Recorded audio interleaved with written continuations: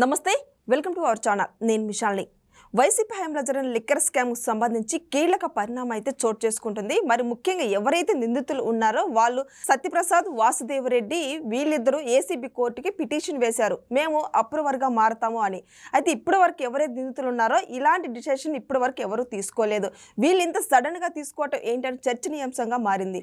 అయితే దీని మీద పూర్తిగా విశ్లేషించడానికి మనతో స్టూడియోలో ఉన్నారు ప్రముఖ రాజకీయ విశ్లేషకులు అడుసుమల్లి శ్రీనివాస్ గారు ఉన్నారు. వారిని అడిగే విషయాలను తెలుసుకునే ప్రయత్నం చేద్దాం. నమస్కారం సార్. ఇది లిక్కర్ స్కామ్ సంబంధించి గత 5 సంవత్సరాల్లో జరిగింది. ఇది కొనసాగుతానే ఉంది. సిట్ ఇప్పుడు దూకుడు పెంచింది. అయితే ఇప్పుడు నిందితులు ఎవరైతే ఉన్నారో సత్యప్రసాద్, వాసుదేవరెడ్డి వీళ్ళు అప్రూవర్గా మారతామా అని అన్నారు. ఇక అప్రూవర్గా మారితే ఇక కొత్త పేరు వెలుగులోకి వచ్చే అవకాశం ఉందా, లేక బిగ్ బాస్ పేరు చెప్పే అవకాశం ఉందంటారు? కొత్త పేర్లు ఏమి ఉండవండి ఇందులో. ఈ టీం అంతా ఇంచుమించుగా కవర్ అయిపోయారు అంతా. వీళ్ళిద్దరు కూడా అప్రూవర్గా మారిపోతే సంపూర్ణం. ఇందులో ఉన్న సిఐడి సిట్టు వీళ్ళ దర్యాప్తు అనేటువంటిది చాలా పకడ్బందీగా పర్ఫెక్ట్గా చేశారు. ఇందులో చాలా పెద్ద తలకాయలు అన్నట్లు కూడా అరెస్ట్ చేశారు. ఇంకా అంతిమ దోపిడీదారుడు ఎవరైతే ఉన్నారో వాళ్ళు ఒకళ్ళు ఎస్టాబ్లిష్ అవ్వాలంటే సరిపోయింది. మిథున్ రెడ్డితో సహా అరెస్ట్ చేశారు. అది బెయిల్ తెచ్చుకున్నాడో ఏదో పార్లమెంట్ సభ్యునిగా అప్పుడు నన్ను సమావేశాలకు ఏమన్నా నా రిక్వెస్ట్లో ఉన్నాడు. మొత్తం మీద అయితే 73 రోజులు జైల్లో ఉన్నాడు అతను.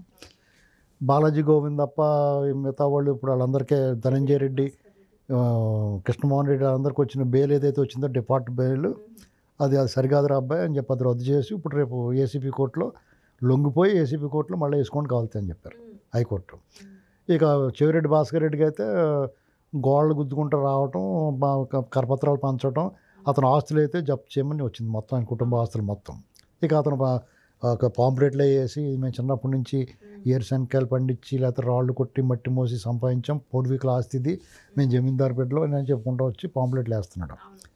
ఇక ఇప్పుడు రాజకేశ్ రెడ్డి అయితే ఆల్రెడీ అతను ఎస్టాబ్లిష్ అయిపోయింది. అతను డబ్బు పంపిణీలు ఎక్కడెక్కడ ఎంత చేశారు, కొంత డంపులు దొరికినాయి, డబ్బు కూడా దొరికింది, ఈడీ ఎంటర్ అయింది.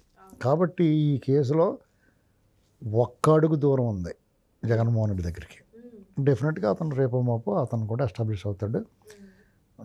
అంటే ఇక్కడ ఆంధ్రప్రదేశ్లో బెట్టింగ్ ఉంటుంది కాబట్టి పరకామణి కేసులో జగన్మోహన్ రెడ్డి దగ్గరికి వెళ్తుందా ఫైనల్గా, కల్తీ నెయ్యి విషయంలో జగన్మోహన్ రెడ్డి దగ్గరికి వెళ్తుందా ఫైనల్గా, ఇప్పుడున్న వాటిల్లో మద్యం స్కామ్ది కూడా నడుస్తుంది. కాబట్టి ఈ మూడాటిలో ఏది ముందు జగన్మోహన్ రెడ్డి దగ్గరికి వెళ్తుంది అనేటువంటిది బెట్టింగ్ నడుస్తుంది. మూడో నడుస్తానే అలాగా ఏంటండి వేగం పుంజుకున్నాయి. ఇవన్నిటిని దాటుకుని సునీతారెడ్డి గారి ఇష్యూలో వాళ్ళ బాబాయ్ మర్డర్ కేసులో తెల్లారుజామున ఫోన్ నీకు ఎవరు చేశారు, నీకే ఎందుకు చేశారు, నువ్వు మరి గుండుపోటని ఎందుకు చెప్పారు, మీ పత్రికలు ఎందుకు రాశారు, తర్వాత చంద్రబాబు నాయుడు గారి చేతులు కత్తి ఎందుకు పెట్టారు, మరి నీ మ్యాటర్ ఏంటని చెప్పేసి ఆయన కూడా అందులో పిలుస్తారా అంటే నా చాయిస్ పెరిగింది. ఇప్పుడు 4 గంటలు ఏది ముందుకు వస్తుంది. ఈ వేటిల్లో అతను ముందు అరెస్ట్ అయినా బై డిఫాల్ట్ అతని మీద 13 ఏళ్ళ నుంచి బెయిల్ మీద అన్నీ రద్దు అయిపోతాయి. ఆ బెయిల్ అన్నీ రద్దు అయిపోతాయి.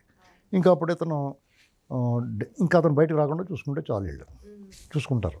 ఎందుకంటే అతను చేసిన నేరాలు, ఘోరాలు, అరాచకం, అవినీతి అంటే ఇంకా మిగతా సబ్జెక్టులు అన్నట్లో అవినీతి చేశాడు, అవన్నీ బయటకు వస్తాయి. దాంతోపాటు ఇతను చేసిన అరాచకాలు కూడా బయటకు వస్తాయి.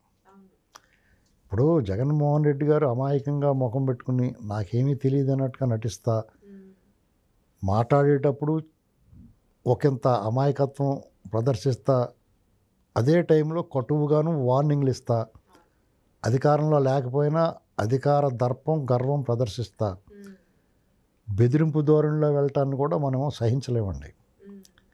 అంటే మీరు ఎవరిని బెదిరిస్తారో అతను కానీ అతని గ్యాంగ్ కానీ ఎవడో జడ్సివాడు లేడు ఇక్కడ. వాళ్ళు అధికారంలో ఉన్నప్పుడే డోంట్ కేర్.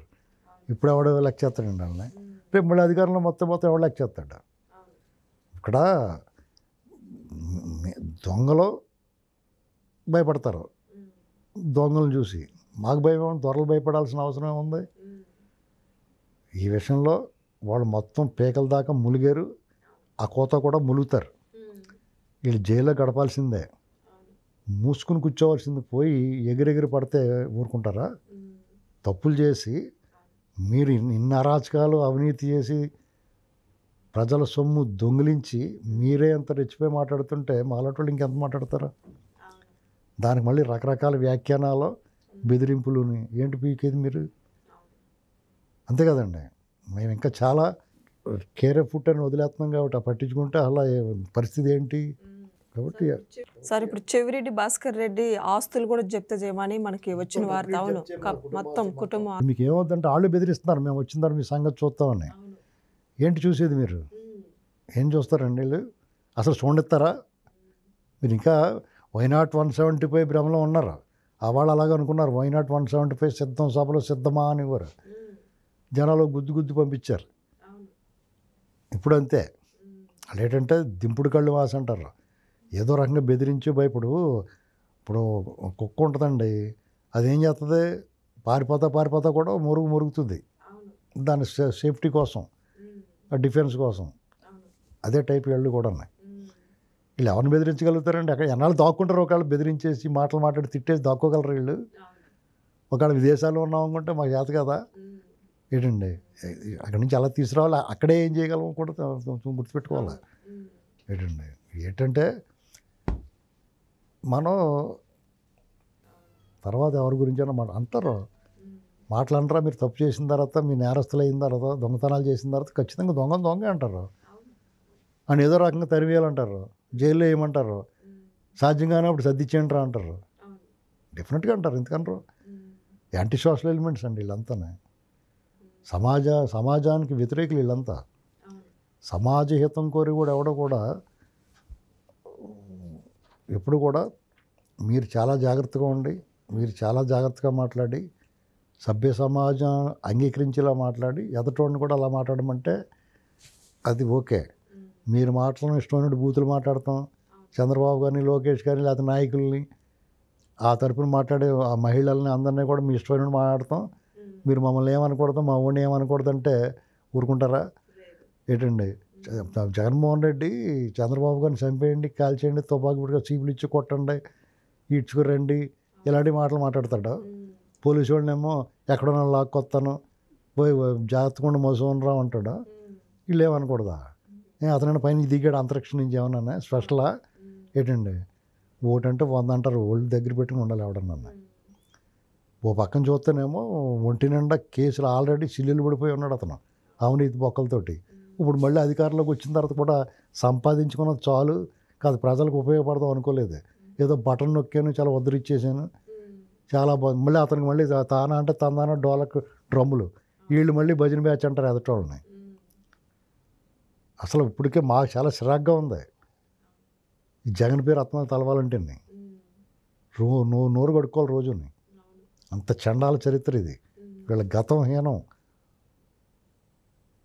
భవిష్యత్తు శూన్యం, వర్తమానం అయోమయం. వీళ్ళ గురించి ఎవడన్నా ఏం ఊసిపోక మాట్లాడటం, వీళ్ళ గురించి మాట్లాడటం కూడా అనవసరం. సార్ ఇప్పటివరకు నిందితులు ఎవరైతే ఉన్నారో వాళ్ళు ఇప్పటివరకు మాకు తెలియదు, గుర్తులేదు, మర్చిపోమని చెప్పేవాళ్ళు. ఇప్పుడు వీళ్ళు సడన్గా అప్పటివరకు మారటం. ఆస్తులు జప్తు దగ్గరికి వచ్చిన తర్వాత డెఫినెట్గా నోరిపుతారు. నేను మొదటి నుంచి చెప్పేది అదే కదా. ఈవెన్ జగన్మోహన్ రెడ్డి దగ్గర నుంచి కూడా మొత్తం లాక్కోవాలి. లేదు నాదిరా పూర్వీకులు మా తాత పంది మాంసం సంపాదించాడు అన్నాడు అనుకోండి, చూపించుకున్నారు ప్రూఫ్స్ ఏంటండి. 2004 తర్వాత వచ్చినాయి కదా ఇవన్నీ. నువ్వు ఎక్కడ కొట్టావు, ఎలా కొట్టావు, ఏం కష్టపడ్డావు నువ్వు, మొత్తం లాగేసుకుని వారానికి సరిపడా ఆ బట్టలు, ఓ బియ్యం మూట ఇలాంటివన్నీ ఇచ్చి మొత్తం లాగేసుకుని పని చూసుకోరా బాబు అని చెప్పాలి. అప్పుడు దారిలోకి వస్తారు వీళ్ళు. లేదంటే వాళ్ళు ఏమనుకుంటారంటే మేము సంపాదించిన డబ్బు ఉంది, ఎవరన్నా కొనుక్కోవచ్చు, ఏమన్నా చేయొచ్చు, జనాలు పెట్టి తిట్టించవచ్చు. అలాగే అభిమానులు కూడా ఉంటారు కొంతమంది. మీ అభిమానులు కూడా ఏం చేయాలంటే మనం ఇంత తప్పు చేయడం మనవాడు మరి అనపతి ముద్దెట్టుకుంటారా అనుకోవాలి ఏంటండి. మేము అన్నీ చేస్తాం, మీరు ఏమనకూడదంటే ఎవరు నోరు మింగుతారు? మీరు ఎవరిని నోరు మించలేరు, మీ చేత కాదు అది. Thank you sir.